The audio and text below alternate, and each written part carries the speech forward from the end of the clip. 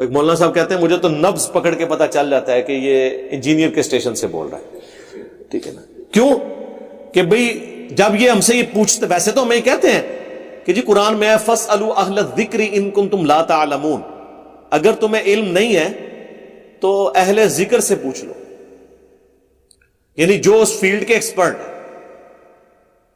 اور جب پوچھنے کوئی جاتا ہے تو اس کو مسئلہ بتاتے ہیں، وہ کہتے ہیں نہیں سر اس طرح نہیں، یہ لکھا کہاں ہوا ہے، حدیث کا ذرا نمبر بتا دیں، نمبر نہیں آتا چیپٹر بتا دیں، ٹائم لینا ہے تو قیامت تک کے لیے ٹائم بھی لینا ہے، آیت بتائیں کہاں لکھی ہوئی ہے. یہ بات کرنے کی دیر ہے تو آگے ان کا پھر اخلاق آپ دیکھ لیں، اکرام مسلم آپ کا کر دیتے ہیں.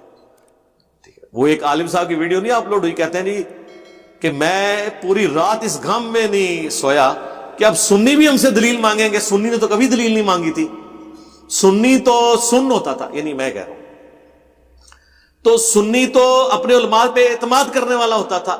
اب یہ کون سے سنی ہے؟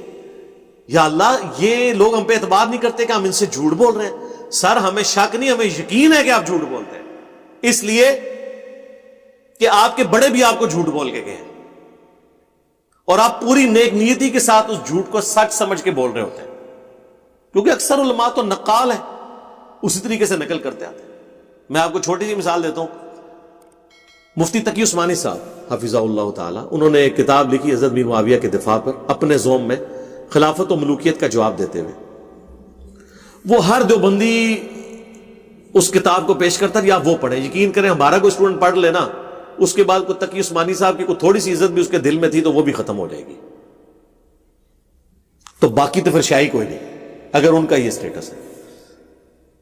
تو اس میں انہوں نے کہا کہ جی یہ جو سب کا لفظ آیا نا حدیث میں، تو اس سے مراد گالی ہمیشہ نہیں ہوتا، تنقید بھی ہوتا ہے، برائی سے کسی کا ذکر ضروری نہیں گالی. لہذا یہ جو لوگ کہتے ہیں نا کہ حضرت علی کو ممبروں پر بنو امیہ کے دور میں گالیاں نکالی جاتی تھی، تو یہ تنقید ہے.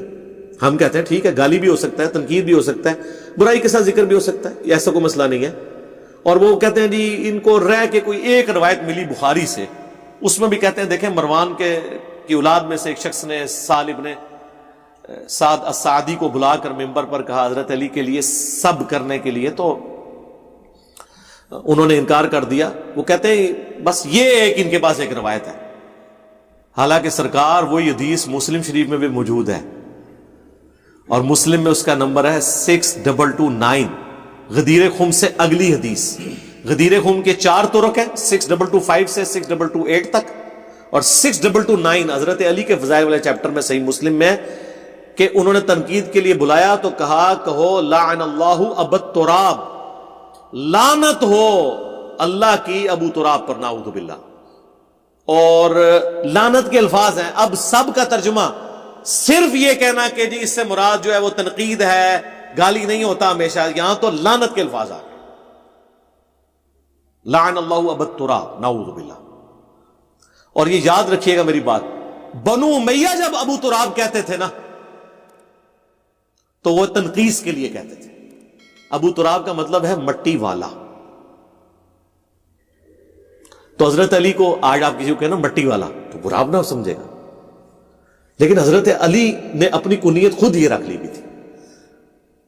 جب سال ابن سعد السعدی نے انکار کیا نا، انہوں نے کہا چلو تم کہہ دو ابو تراب پر لعنت، تو بخاری کے الفاظ ہیں حضرت سعد نے کہکا لگایا، انہوں نے کہا واہ تم ابو تراب کہہ رہے ہو حکارت سے. اور مولا علی تو یہ نام سن کے خوش ہو جایا کرتے تھے. تو انہوں نے کہا اچھا یہ کیوں، یہ نام کیسے پڑا؟ ان کا ایک دفعہ حضرت علی اور حضرت فاطمہ کی میاں بیوی ہونے کے ناطے چپکلش ہوئی تو حضرت علی ناراض ہو کے گھر سے چلے گئے. ایک شریف بندے کو یہی چاہیے کہ بیوی کو نکالنے کی بجائے خود نکل جائے. جا کے مسجد میں لیٹ گئے. اللہ کے نبی آئے صلی اللہ علیہ وسلم، سیدہ فاطمہ سے پوچھا بھی علی کی طرح ہے؟ یا رسول اللہ میرے ساتھ ان کا تھوڑا سا جھگڑا ہوا اور وہ چلے گئے. آپ نے ایک بندہ بھیجا جا کے دیکھ کے حضرت علی کو. انہوں نے آ کے بتایا کہ حضرت علی فلاں جگہ لیٹے ہیں. آپ حضور بلوا بھی سکتے تھے، مولا علی خود قدموں میں حاضر ہوتے. حضور خود گئے اور حضرت علی نیند کی حالت میں مٹی میں لیٹے ہوئے تھے اور مٹی کو جسم پہ بھی لگی ہوئی تھی. تو حضور نے شفقت فرماتے ہوئے اپنے مبارک ہاتھوں سے ان کے جسم سے مٹی جھاڑ کے کہا اٹھ ابو تراب، او مٹی میں لپٹنے والے اٹھ. حضرت علی نے اپنی کنیت ابو الحسن تھی ان کی، لیکن اس دن کے بعد انہوں نے اپنی کنیت ابو تراب رکھ لی. ویسے تھی حسن کا باپ ابو تراب، یہ باپ کے معنوں میں بھی ابو کا لفظ آتا ہے، والا بھی آتا ہے، تو مٹی والا. تو حضرت علی اتنے خوش ہوتے تھے. تو تقی عثمانی صاحب کہتے ہیں جی وہ یہ تو ایویں جھوٹ ہے. اب تقی عثمانی صاحب نے مسلم شریف پڑھی نہیں انہوں نے، اور آج بھی ہر دیوبندی کو یہ بات رٹائی ہوئی ہے، اور جی سب کا مطلب ہمیشہ گالی نہیں ہوتا، اور جی سب کا مطلب ہمیشہ گالی نہیں ہوتا. کیوں؟ ایک بابے نے کام ڈالا ہے، پچھلے سارے نقال ہیں، کسی نے کھول کے نہیں پڑھا، اور جو پڑھ لیتا ہے وہ کیا کہتا ہے؟ وہ کہتا ہے کہ نہ میں وابی، نہ میں بابی، میں ہوں مسلم علمی کتابی. اور غصہ ہے تو کہتا ہے کہ مرنے سے پہلے اے مسلمان کر لے اس پہ غور، کتابوں کا خدا اور ہے، بابوں کا خدا اور. تھوڑا اور غصہ آتا ہے تو پھر کیا کہتا ہے؟ فرقوں کی دکانیں بند، the damage has been done. اور اس سے بھی زیادہ غصہ ہے تو پھر کہتے ہیں کہ بابے تے شاہی کوئی نہیں. ہاں، اگر مفتی تقی عثمانی صاحب احادیث کے معاملے میں اتنا علم رکھتے ہیں تو باقی مولوی تے شاہی کوئی نہیں.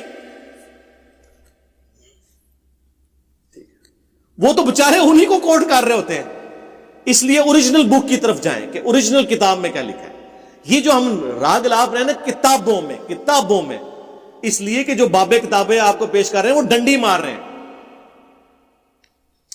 جز رفع الیدین میں امام بخاری نے اپنے استاد کے بارے میں ایک بات لکھی ہے. وہ کہتے ہیں انہوں نے ہم سے ایک دفعہ ایک روایت بیان کی تو ہمیں یاد آیا کہ انہوں نے کچھ عرصہ پہلے جب روایت بیان کی تھی تو اس میں یہ بھی الفاظ تھے، پتہ نہیں اب یہ بھول گئے ہیں یا جان بوجھ کے نہیں بتایا یا جو بھی مسئلہ ہے. تو کہتے ہیں ہم نے جب ان سے ریکویسٹ کی تو حق وہی پایا جو کتاب میں لکھا ہوا تھا. یعنی اتنے بڑے محدث بھی جب کبھی بھولتے ہیں تو اپنی کتاب کی طرف رجوع لاتے ہیں. تو تسی کی شاہ ہو یہ کتاب کی طرف رجوع نہ بھی لاتے ہیں نا، ہمیں کوئی اتنا مسئلہ نہیں تھا. یہ کتاب کے الٹ بتا رہے ہوتے ہیں. مسئلہ صرف رجوع لانے کا نہیں ہے، الٹ بتاتے ہیں. تو بات سے بات نکلی، میں نے آپ کو اس لیے چند ایک مثالیں ساتھ بیان کر دی ہیں تاکہ آپ اس سے محظوظ بھی ہوں.